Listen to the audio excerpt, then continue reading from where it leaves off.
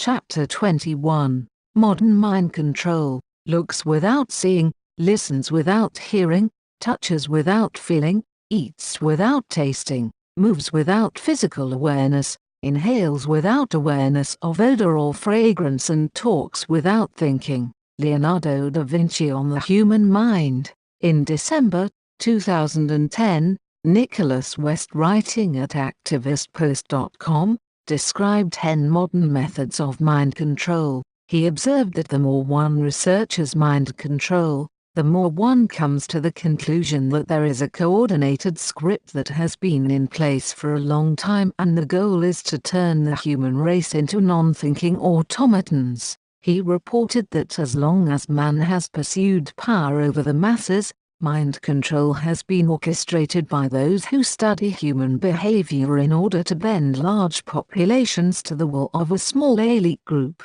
Today, we have entered a perilous phase where mind control has taken on a physical, scientific dimension that threatens to become a permanent state if we do not become aware of the tools at the disposal of the technocratic dictatorship unfolding on a worldwide scale. He says, modern mind control is both technological and psychological. Tests show that simply by exposing the methods of mind control, the effects can be reduced or eliminated, at least for mind control advertising and propaganda. More difficult to counter are the physical intrusions, which the military-industrial complex continues to develop and improve upon. Education remains the most obvious form of mind control. It's always been a would-be dictator's fantasy to educate naturally impressionable children, so it has been a central component to communist and fascist tyrannies throughout history.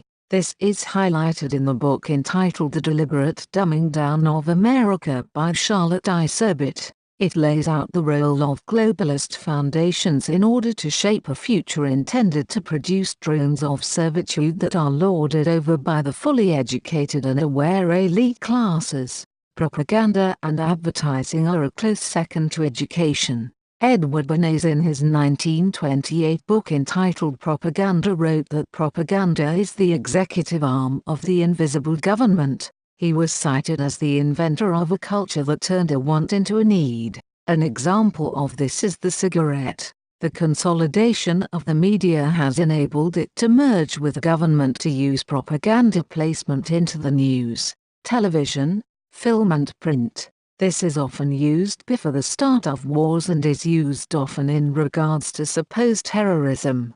Predictive programming and subliminal programming have their origins in Hollywood, where films offer a future vision of where society is headed, particularly with science fiction films. The Hunger Games is a great example. Equilibrium is another. The Matrix may be another. Divide people, distract them and conquer through religion, politics and sports. With such distractions in place, how easy is it to focus on what really matters, and how often do governments smuggle through new laws when the majority are distracted? The basic necessities of life are being poisoned. Food that we need to eat, the air that we need to breathe and the water that we need to drink to survive. Additives and toxins alter brain chemistry to create a docile public full of apathy.